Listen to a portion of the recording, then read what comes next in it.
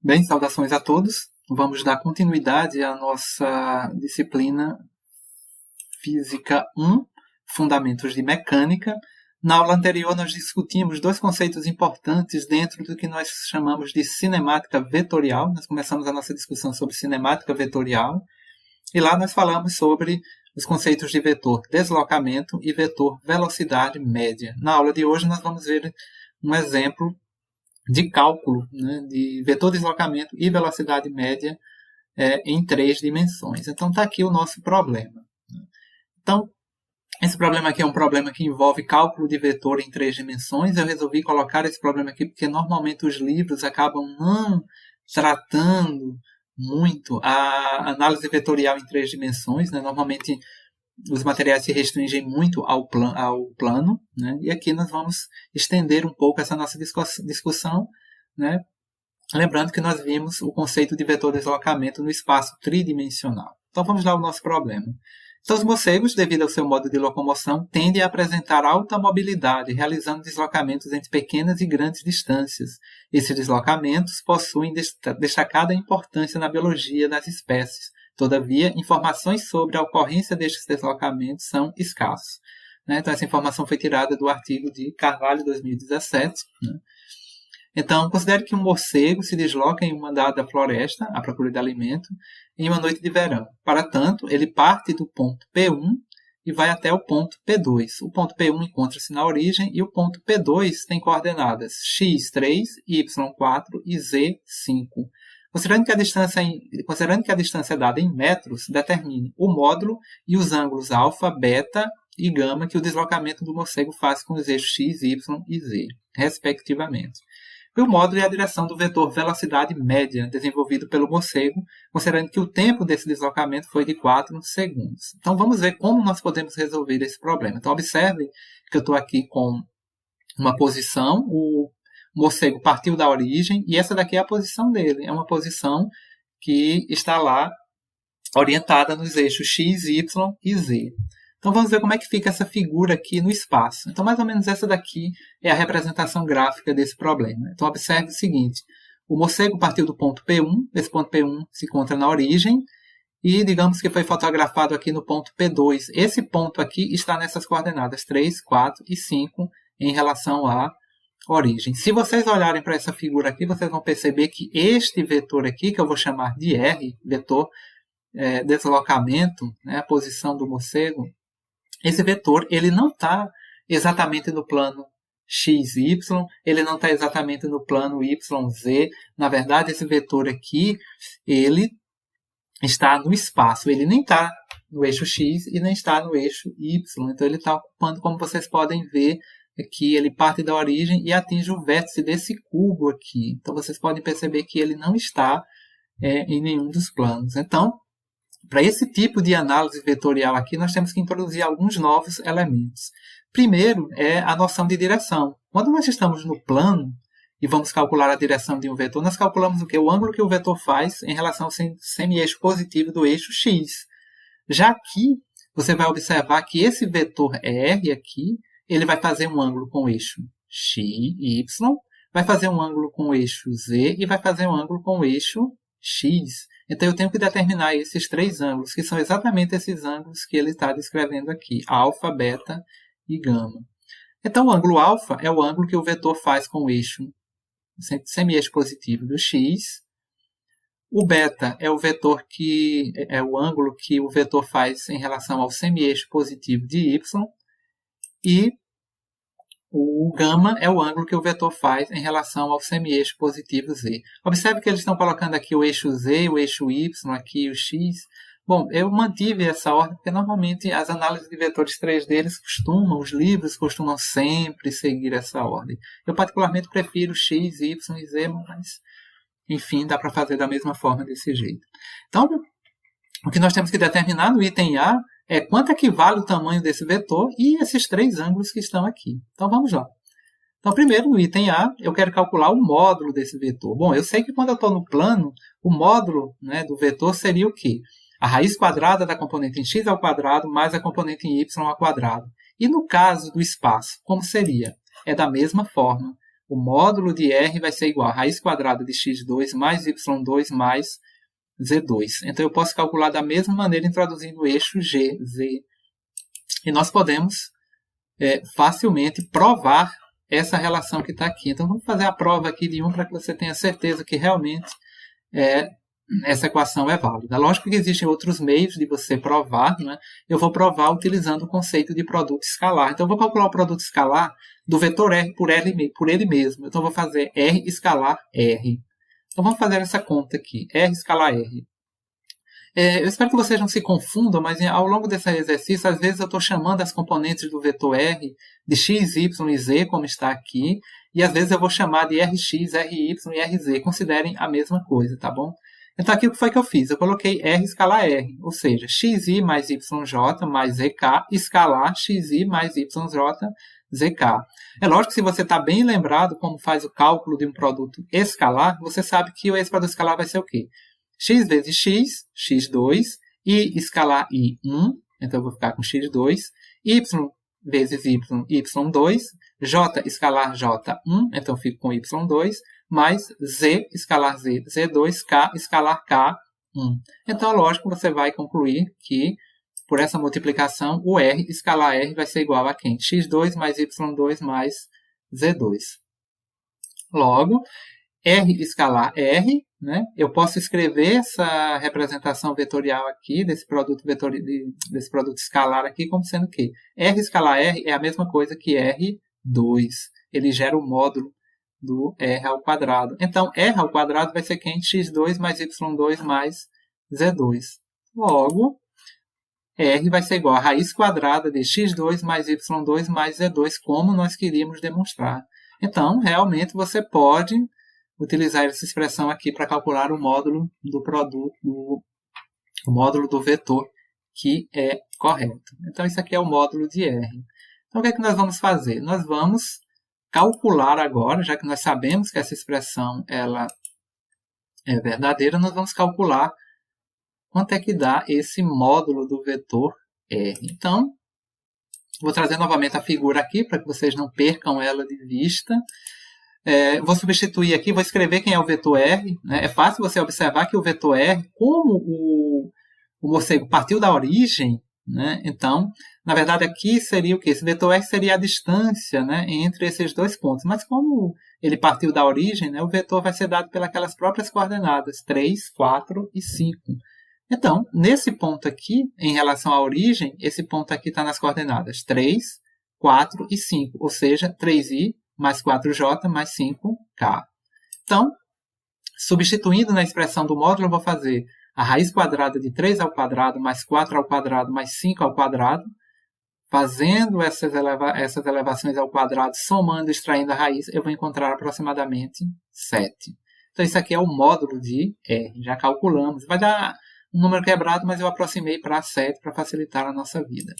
Bom, agora vem outra questão. Como determinar os ângulos alfa, beta e gama? Esses ângulos também chamados de ângulos diretores, né? Então, e aí, como é que nós vamos determinar esses ângulos aqui? Bom, a análise vetorial no espaço nos mostra que esses ângulos podem ser determinados por essas expressões aqui, pelos chamados cossenos diretores. Cosseno de alfa igual a Rx sobre R, cosseno beta igual a Ry sobre R e cosseno gama igual a Rz sobre R. Então, com essas relações aqui, lógico que você percebe que facilmente eu posso determinar o valor de cada um desses ângulos. Vamos provar essa relação aqui, né? Então, de onde é que veio? Por que eu estou dizendo que cosseno de alfa é igual a Rx sobre R, cosseno de beta é Ry sobre R? Então, vamos provar isso aqui para você não ter dúvida. Para fazer essa prova, nós vamos utilizar o conceito de produto escalar, né? Mais uma vez, vamos estar trabalhando com o conceito de produto escalar. O que é que nós vamos fazer? Nós vamos analisar a projeção do vetor R nos eixos x, y e z. Ou seja, eu vou analisar a projeção de R em y, a projeção de R em x e a projeção de R em z. Lógico que quando nós falamos de projeção, nós estamos falando de produto escalar. Então, quando eu falo da projeção do vetor R ao longo do eixo x, eu estou falando de quem? R escalar i, ou seja, produto escalar de R por i. Bom, partindo da definição de módulo, ou melhor dizendo, de produto escalar, se eu tenho um vetor A e um vetor B, E se eu calcular o produto escalar entre eles, né, eu posso definir esse produto escalar como sendo o módulo de A vezes o módulo de B vezes o cosseno do ângulo entre eles. Ou seja, para o nosso caso, vai ser módulo de R vezes módulo de I vezes o cosseno de alfa. É lógico que o módulo de R é R, o módulo de I é I. Então, vamos seguir aqui. Isolei o cosseno de alfa. O cosseno de alfa vai ser quem? Vetor R escalar I, esse aqui, dividido por quem? Módulo de R vezes módulo de I. Como eu tinha falado, o módulo de R é R, o módulo de I é 1. Então, aqui embaixo vai ficar só R. Então, cosseno de alfa vai ser igual a R escalar I. O que é que nós vamos fazer? Vamos substituir aqui, vamos colocar aqui as componentes de R. Agora, ao invés de chamar as componentes de R de x, y e z, eu estou chamando de Rx, Ry e Rz, mas considerem que é a mesma coisa, tá bom? Então, o vetor R pode ser escrito como sendo Rx, Ry, Rz, né, K. Né? Então, Rxi mais Ryj mais Zk. Rzk. Escalar I dividido por R. Então, eu vou calcular esse produto escalar aqui, que ela é muito simples. Você vai observar que se você tem a definição de produto escalar na sua mente, você vai perceber o quê? Que Rxi escalar I vai dar Rx, Ryj escalar I vai dar 0, e Rzk escalar I também vai dar 0, de forma que eu vou ficar com o cosseno de alfa igual a Rx sobre Ry. Então, o cosseno de alfa é Rx sobre Ry. Lógico que o alfa pode ser dado pelo arco cosseno, ou cosseno a menos 1 de Ry sobre, melhor dizendo, de Rx sobre R. Então, tá aí. Da mesma forma, eu posso fazer para calcular, né, o ângulo beta. Eu vou calcular o quê? Para calcular o ângulo beta, eu vou calcular a projeção do vetor R em cima do eixo Y, ou seja, eu vou fazer R escalar J. Vamos lá. Bom, R escalar J segue o mesmo procedimento, módulo de R vezes o módulo de J vezes o cosseno do ângulo entre eles, que é beta. Isolo o cosseno de beta, R escalar J dividido pelo módulo de R vezes o módulo de J. Seguimos. Lógico que o módulo de R é R, o módulo de J é 1, ficou só R aqui. Então, eu tenho cosseno de beta igual a vetor R escalar J. Sigo o mesmo procedimento, substituo o vetor R, Rxi mais Ryj mais Rzk escalar J. Da mesma maneira, o entendimento de produto escalar nos diz o quê? Que Rxi escalar J dá 0, Ryj escalar J dá Ry e Rzk escalar J vai dar 0. Se você tem dúvidas sobre isso aqui, dá uma olhadinha lá nas definições de produto escalar. Então, esses termos aqui vão embora e eu vou ficar aqui com cosseno de beta igual a Ry sobre R. Né? E lógico, o beta vai ser cosseno a menos 1 de Ry sobre R. E de maneira análoga, você pode fazer para o vetor, né, para a projeção do vetor ao longo do eixo Z. Nós não vamos fazer porque é apenas uma repetição desses cálculos aqui, mas você pode mostrar da mesma forma que o cosseno de gama vai ser Rz sobre R por procedimento análogo aos anteriores. Então, o cosseno de gama vai ser Rz sobre R. E o gama vai ser cosseno a menos 1 de Rz sobre R. Pronto, nós já provamos aquilo que nós estávamos colocando aqui. Então, realmente, eu posso determinar os cossenos de alfa, beta e gama utilizando essas relações aqui. Está provado. Então, vamos agora a esses cálculos. Vamos executar esses cálculos agora. Então, vamos lá calcular cada um desses ângulos aqui. Então, vamos lá. Então, cosseno de alfa, vamos calcular primeiro o alfa. Cosseno de alfa, Rx sobre R. Ou seja, cosseno de alfa vai ser igual a 3 sobre 7. Fazendo a conta, eu vou encontrar aproximadamente 0,42. O alfa vai ser cosseno a menos 1 de 0,42. Calculando o ângulo cuja tangente ou melhor dizendo, cujo cosseno é 0,42, eu vou encontrar aproximadamente 64,6. Da mesma forma, o beta, cosseno de beta, Ry sobre R. Cosseno de beta vai ser 4 dividido por 7. Dividindo 4 por 7, vou encontrar aproximadamente 0,58. Fazendo o cosseno a menos 1 de 0,58, eu vou encontrar aproximadamente 55 graus. Seguimos a mesma forma para o gama.